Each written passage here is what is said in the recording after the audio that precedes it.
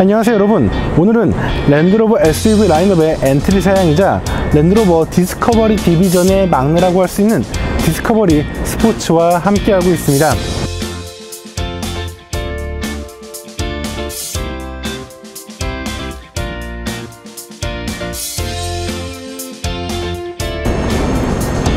랜드로버 디스커버리 스포츠가 이제 새로운 부분 변경 모델을 통하여 시장에서의 경쟁력을 한층 강화하고 있습니다. 랜드로버 디스커버리 스포츠는 새로운 이 부분 변경을 통해서 단순히 디자인과 상품성을 개선할 뿐 아니라 이제 마일드 하이브리드 시스템을 새롭게 더하면서 차량의 가치를 한껏 끌어올리고 있습니다. 특히 이 마일드 하이브리드 시스템을 더하기 위해서 플랫폼을 바꾸는 등 상당히 대대적인 이 변화를 맞이를 해서 상당히 눈길을 끕니다. 자, 그럼 과연 이런 많은 변화를 겪은 랜드로버 디스커버리 스포츠가 또 어떤 차량이고 또 어떤 매력이 있는지 지금부터 함께 살펴보도록 하겠습니다. 본격적으로 차량을 살펴보기 전에 랜드로버 디스커버리 스포츠의 이 체격을 살펴보도록 하겠습니다. 사실 많은 변화가 있다고는 하지만 체격적인 부분에서는 이전과 차이가 없다고 해도 과언이 아닐 겁니다. 4597mm의 전장과 각각 1904mm, 1727mm의 전폭과 전고를 갖춰서 좀 껑충하지만 당당한 다부진 이런 SUV의 이미지를 효과적으로 연출하고 있습니다. 여기에 휠베이스는 2741mm로 전장 대비 다소 좀 짧게 느껴지는 것도 없지 않아 있지만 충분히 이 패밀리 SUV의 역할을 기대할 수 있을 것 같다라는 그런 생각을 자아내는 것도 사실입니다. 이어서 디스커버리 스포츠의 실내 공간을 살펴보도록 하겠습니다. 전체적으로 랜드로버의 전형적인 이미지가 효과적으로 연출되고 있다라고 설명을 드릴 수 있겠습니다. 수평의 이미지를 강조한 대시보드가 길게 펼쳐져 있고요. 깔끔하게 마련된 센터 페시아가 전형적인 랜드로버의 레이아웃을 제시하고 있습니다. 여기에 디지털 디스플레이 패널로 마련되어 있는 계기판과 랜드로버의 전통적인 그리고 최신의 이런 멀티펑션 스티어링 휠이 적용되어 있어서 랜드로버의 차량이다 라는 걸 확실하게 느끼게 합니다.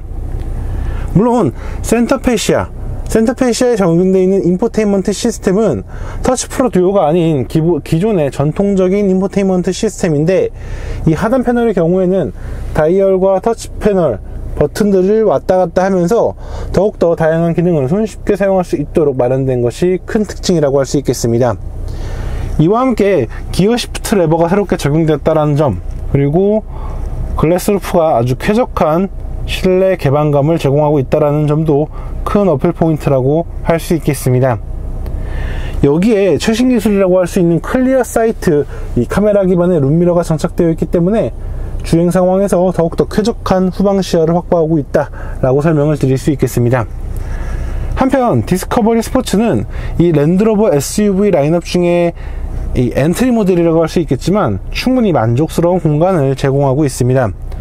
실제 1열 공간의 시트와 레그룸 그리고 헤드룸 모두가 만족스럽고요. 드라이빙 포지션이라던가 주행 시야 부분에서도 좋은 점수를 줄 수 있을 것 같습니다. 이어서 디스커버리 스포츠의 2열 공간을 살펴보도록 하겠습니다. 단번에 보더라도 차량의 체격에 비해 2열 공간이 상당히 넉넉하고 쾌적하게 마련되어 있다는 걸 볼 수 있습니다. 휠베이스가 그렇게 길지도 않음에도 불구하고 제법 준수한 레그룸이 마련되어 있고요. 그리고 고급스럽고 깔끔하게 마련되어 있는 2열 시트가 탑승자에 대한 기대감을 높이게 합니다. 여기에 글래스 루프가 제공하는 쾌적한 개방감 역시 큰 매력이라고 할 수 있겠죠. 이와 함께 2열 중앙에는 이 히팅 시트 기능과 에어벤트 그리고 파워 아울렛이 마련되어 있어서 좀 더 2열 공간의 가치를 더욱더 높이고 있다라고 설명을 드릴 수 있겠습니다. 전체적으로 디스커버리 스포츠는 분명 엔트리 SUV라 할 수 있겠지만 그럼에도 불구하고 여럿이서 가족이서 함께 할 수 있는 그런 여유를 갖추고 있다라고 설명을 드릴 수 있겠습니다. 이어서 디스커버리 스포츠의 적재 공간을 살펴보도록 하겠습니다. 자, 평소에 다른 시승차와 다르게 무언가 설치되어 있는 걸 볼 수 있죠. 자, 이거는 바로 애완동물, 반려동물을 키우는 분들이 이제 디스커버리 스포츠와 함께 여정을 즐길 때 더욱더 안전하도록 마련되어 있는 패키지라고 할 수 있겠습니다. 실제로 보면 굉장히 견고하게 마련되어 있는 케이지가 장착되어 있는 걸 볼 수 있고요. 굉장히 두꺼워서 오염이라던가 이 손상을 방지할 수 있는 플로어 매트가 장착되어 있는 걸 볼 수 있죠. 여기에 동물들이 손쉽게 차량에 탈 수 있도록 이런 발판도 함께 마련되어 있는 것을 볼 수 있습니다. 어쨌든 이러한 다양한 기능들이 더해져 있다는 거, 앞으로 반려동물을 키우는 분들에게는 꼭 필수적인 요소가 되지 않을까라는 생각이 들고요. 그리고 공간 자체도 상당히 넉넉합니다. 실제 트렁크 게이트를 들어 올리게 되면 897리터의 넉넉한 공간을 확보할 수 있고요. 그리고 2열 시트를 접을 때에는 거의 1800리터에 이르는 아주 넉넉한 적재 공간을 통해서 다양한 라이프 스타일이나 아웃도어 및 레저 활동에서도 큰 매력을 제시할 수 있다라고 설명을 드릴 수 있겠습니다. 이어서 디스커버리 스포츠의 파워트레인을 살펴보도록 하겠습니다. 자, 국내에서는 가솔린 사양과 디젤 사양이 모두 판매되고 있는데, 현재 저희가 시승하고 있는 모델은 180마력과 43.9kgm의 토크를 내는 2.0 인제니움 디젤 엔진이 장착된 D180SE 사양입니다. 이 사양은 이제 디젤 엔진과 48V 기반의 마일드 하이브리드 시스템, 배터리 등이 더해졌고요. GF사에서 공급하는 9단 자동 변속기, 그리고 AWD 시스템을 통하여 4바퀴로 효과적인 출력 전개를 제시합니다. 참고로 이 48V 마일드 하이브리드 시스템이 더해지면서 이 디스커버리 스포츠는 기존 대비 약 6%의 효율성 개선이 있다고 합니다. 참고로 이러한 변화를 통해서 이 디스커버리 스포츠 D180SE는 11.5km/L의 복합 연비를 확보했고요. 도심과 고속 연비는 각각 10.6 그리고 12.9km/L로 이 차량이 갖고 있는 전체적인 공차 중량이라던가 이런 것들을 고려했을 때 충분히 디젤 SUV다 라는 그런 성과를 제시하고 있습니다. 그럼 지금부터 랜드로버 디스커버리 스포츠 D180SE와 함께 실제 주행을 하면서 실제 주행 환경에서는 어떤 모습과 어떤 특징이 있는지 함께 살펴보도록 하겠습니다. 가장 먼저 이 차량에 느껴지는 점은 차량의 체격 대비 굉장히 쾌적하고 넉넉한 공간과 개방감을 제공하고 있다라는 것입니다. 실제 시트에 몸을 맡겨보면 조금 타이트한 느낌도 없지 않아 있지만 상당히 우수한 개방감과 전방 시야를 확인할 수 있습니다. 이는 이제 이 전형적인 SUV의 그런 비례 프로포션을 갖게 되면서 실내 공간을 굉장히 높게 마련한 것에 기한을 하게 되는데, 덕분에 시야도 굉장히 넉넉하게 마련되어 있고요. 그리고 드라이빙 포지션이라던가 이런 개방감에 있어서도 준수한 모습을 보여주고 있습니다. 물론 제 개인적 취향에 의한다면 좀 더 낮은 시트 구성이 매력이 더 느꼈지만, 저는 이 정도도 충분히 납득할 수 있다라고 설명을 드릴 수 있을 것 같습니다. 다만 시트가 조금 작게 느껴지는 부분이 있어서 시트의 크기를 좀 더 키워줬으면 좋겠다라는 생각도 없지 않아 드는 게 사실입니다. 한편 지금 저희가 시승하고 있는 이 SE 트림이 사실 그렇게 높은 트림은 아니에요. 그렇기 때문에 이런 실내 공간의 연출이나 디테일에 있어서는 내심 좀 아쉽게 느껴지는 부분도 없지 않아 있다라고 설명을 드릴 수 있겠습니다. 특히 이 인포테인먼트 시스템 부분이라던가 이런 표현 부분, 이 디테일 부분, 이런 부분에서는 조금 아쉽게 느껴지는 게 사실이죠. 하지만 이 클리어 사이트, 이 카메라 기반의 룸미러가 장착되어 있어서 후방 시야가 굉장히 넓다라는 거, 이 부분은 큰 매력인 것 같고요. 그리고 기어 시프트 레버라던가 이런 버튼, 다이얼 구성은 충분히 우수한 사용성을 제공하고 있기 때문에 기능적으로는 만족감이 상당히 우수하다라고 평가할 수 있겠습니다. 자, 이어서 파워트레인을 좀 살펴보도록 할게요. 사실 180마력과 43.9kgm의 토크는 그렇게 인상적인 성능은 아닐 것입니다. 게다가 공차 중량이 2130kg에 이르는 비교적 무거운 SUV에게는 그리 넉넉한 출력은 아닐지도 모릅니다. 하지만 기본적으로 토크 자체가 풍부하기 때문에 충분히 준수한 주행 성능을 느낄 수 있습니다. 실제 엑셀러레이터 페달을 밟아서 가속을 해볼 때에는 좀 아주 민첩한 건 아니지만 그래도 나쁘지 않네 라는 생각이 들어요. 그리고 한번 움직이기 시작하게 되면은 가속에 대한 만족감이 준수한 편이기 때문에 제법 추월 가속이라던가 고속 주행에서도 제 몫을 다할 수 있다라는 걸 좀 설명을 드릴 수 있을 것 같아요. 다만 좀 아쉬운 게 있다면 우리가 좀 기대하는 거 있잖아요. 48V 마일드 하이브리드 시스템이다 라고 한다면 무언가 좀 주행을 할 때 혹은 제동을 할 때 뭐 주행 전반에 걸쳐서 그런 마일드 하이브리드 시스템의 존재감이 조금이라도 두드러졌으면 좋겠다라는 생각이 들 텐데, 애석하게도 이 차는 그런 마일드 하이브리드의 존재감이 주행에서 그렇게 드라마틱하게 느껴지진 않아요. 실제 이 랜드로버 측에서도 효율성 부분에서만 아주 약간의 개선, 6%의 개선이 있다라는 것 외에는 주행 성능이라던가 등판이라던가 이런 부분에서 어떠한 매력을 느낄 수 있다라는 건 어필되지 않아요. 그렇기 때문에 무언가 이 차량의 마일드 하이브리드 시스템의 매력을 느낀다거나 뭐 기대를 하시면은 좀 아쉬움을 남길 수도 있다라는 정도의 좀 코멘트를 드리고 싶어요. 그리고 이 프리미엄 브랜드라고는 하지만 확실히 엔트리 모델은 엔트리 모델입니다. 디젤 엔진 특유의 그런 존재감이 느껴지는 건 사실이죠. 물론 이 주행을 시작하게 된다면 어느새 그랬냐는 듯 굉장히 매끄럽고 정숙한 모습을 보여주긴 하지만, 확실히 아이들링 상황이라던가 이 정차 상황에서는 좀 이 스티어링 휠을 통해서 이 디젤 엔진의 진동이 느껴진다라고 좀 설명을 드릴 수 있을 것 같아요. 하지만 저는 전체적인 이 파워트레인의 셋업과 이런 구성은 만족감이 있다고 생각이 돼요. 이 차체하고 잘 어울려져서 주행을 하는 과정에서 이질감이라던가 부담감, 뭐 불편함 이런 거는 크게 느껴지지 않기 때문에 군더더기 없는 아주 매력적인 셋업이 갖춰져 있다 라고 설명을 드릴 수 있을 것 같습니다. 여기에 합을 이루는 구단자동 변속기, 이것도 우수합니다. 뭐 기본적인 변속 속도라던가 변속 상황에서의 충격 억제 이런 부분이 굉장히 능숙하게 잘 마련되어 있고요. 패들 시프트는 없지만 그래도 운전자가 원하는 수동 변속이 이 기어 시프트 레버를 통해 가능하기 때문에 이 상황에 따라서 운전자가 더욱더 적극적인 주행을 할 수 있는 그런 만족감을 제공하고 있습니다.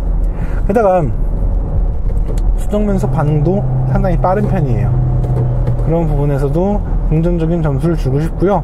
실제 업시프트와 다운시프트를 해보면은, 다운시프트는 아무래도 조금 소극적인, 그냥 전형적인 토크 컨버터 방식의 변속기의 특성을 보여주고 있고요.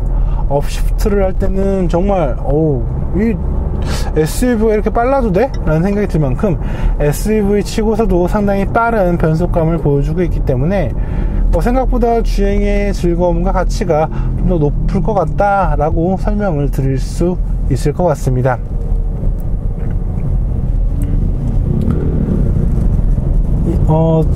이 디스커버리 스포츠와 함께 주행을 하다 보면은 이 주행의 특성이 좀 곧바로 늘어나는 편입니다. 확실히 이 차량은 이 깔끔하게 다듬어진 온로드에서 편안하게 타기보다는 어느 정도 이 오프로드라던가 이 포장되지 않은 도로를 달리는 것을 상정하고 만들었다라는 게 확실하게 느껴지는 편이죠. 실제 주행을 해보면 확실히 과거의 랜드로버라던가 이 상위 모델에 비해서 좀 더 경쾌하고 다루기 편하다라는 건 느껴지긴 해요. 하지만 이 차체가 굉장히 견고하다라는 거, 차체가 굉장히 그 일관성 있게 견디려고 하는 모습이 좀 많이 느껴진다라는 게 이 차의 좀 특징이라고 할 수 있을 것 같고요. 그리고 사실 온로드에서의 승차감이 저는 좀 아쉬워요. 네. 물론 이 차량이 디스커버리 디비전인 만큼 오프로드에 대한 그 상정이 상당히 많이 들어가 있다는 건 알고 있어요. 하지만 그럼에도 불구하고 벨라나 이보카가 보여줬던 그런 매력적인 조율 능력을 생각을 해본다면 이 디스커버리 스포츠의 온로드 주행의 조율 능력이 조금 아쉽게 느껴지는 게 사실이에요. 사실 일상적인 주행을 할 때는 크게 두드러지지가 않아요. 그리고 크지 않은 충격에서는 옛날에 디스커버리 스포츠랑 완전히 다른데? 정말 좋아졌는데? 라는 생각이 떠오를 만큼 굉장히 깔끔하고 세련된 셋업을 갖고 있는데, 순간적으로 발생하는 충격이라던가 이런 부분에 있어서는 확실히 굉장히 강인한 차체가 받아주는, 그래서 조금은 반감이 일어나는 그런 충격 흡수라고 해야 될까요? 그런 것들이 좀 느껴지는 편이어서 내심 요만큼씩 아쉽게 느껴지는 게 사실이에요. 하지만 이 차는 오프로드를 달리기 시작하면은 정말 감탄을 금치 못합니다. 사실 엔트리 모델이기 때문에 이게 무슨 그렇게 하드코어한 오프로드 성능이 있겠어? 라고 하고, 실제로 이 차가 또 그렇게 막 드라마틱하고 막 하드코어한 오프로드를 달릴 수 있는 차량은 아니에요. 하지만 그냥 포장되지 않은 도로, 그냥 불규칙하게 시작한 도로만 가더라도 이 차의 서스펜션과 이 차의 차체가 얼마나 오프로드를 위해서 고민하고 다듬어져 있는지 확인할 수 있습니다. 그렇기 때문에 조금 더 운전자들에게 넓은 활동 범위와 더욱더 다양한 이 카라이프를 제공할 수 있는 그런 원동력을 갖고 있다라고 설명을 드릴 수 있을 것 같습니다. 실제로 제가 이 차를 좀 미디어 시승회 때 한번 시승을 하고, 그리고 가솔린 모델만 타다가 이 디젤 모델을 다시 새롭게 타보게 됐는데, 사실 저는 가솔린 모델도 나쁘지 않겠지만 되려 이 차는 디젤이 조금 더 매력적이지 않나? 디젤이 조금 더 완성도가 높지 않나? 라는 생각이 좀 머릿속을 좀 스쳐 지나가는 것 같아요. 그래서 평소에 저라면 분명 가솔린 모델을 좀 더 추천을 할 텐데, 오늘만큼은 저는 디젤 모델이 좀 더 어울리는 것 같아요. 이 디스커버리 스포츠는 디젤이 좀 더 맞는 것 같아요 라는 말을 해야 될 것 같다라는 생각이 들어요. 제가 제 입장에서 사실 그렇게 쉽게 나오는 말은 아닌데, 왠지 이 차는 디젤이 조금 더 이 차의 셋이라던가 서스펜션, 그리고 전체적인 주행 질감의 가치와 잘 어울려진다라고 좀 설명을 드릴 수 있을 것 같습니다. 자, 오늘 이렇게 랜드로버 디스커버리 스포츠 D180 SE를 함께 타봤습니다. 우선 아까 말씀드린 대로 애완동물, 반려동물을 키우시는 분들이 이 자동차 안에서의 안전을 좀 더 신경 쓰시면서 지금 이 차처럼 패패키지를 마련한다거나, 아니면은 이 동물을 위한 그런 카시트라던가 안전장비를 좀 더 차 안에서 활용하실 수 있으면 좋겠다라는 생각이 좀 들고요. 그리고 랜드로버의 디스커버리 스포츠, 이 브랜드의 엔트리 모델이긴 하지만 확실히 이 랜드로버가 갖고 있는 강점을 고스란히 구현을 하면서 왜 랜드로버가 랜드로버인지 잘 보여주는 그런 차량이었다 생각이 돼요. 다만 앞서 말씀드린 대로 48V 마일드 하이브리드 시스템이 무언가 기술에 대한 기대감이라던가 좀 호기심 있는 분이라고 한다면 좀 실망할 수도 있겠다. 그리고 아직은 그 48V 마일드 하이브리드 시스템이 뭔가 드라마틱한 그런 기술적 혁신을 제공할 수 있는 그런 기술이라고 하기에는 아쉬움이 있었다라고 설명을 드리면서, SUV를 고민할 때 사실 랜드로버를 제외할 수는 없거든요. 그런 분들에게 꼭 디스커버리 스포츠는 가솔린과 디젤 모델을 각각 타보시면서 그 최종적인 결론을 지었으면 좋겠다라는 첨언을 하게 되는 시승이었던 것 같습니다. 자, 지금까지 저는 카올리 김학수였고요. 전 다음에 또 다른 자동차와 또 다른 이야기로 다시 인사드리도록 하겠습니다. 감사합니다.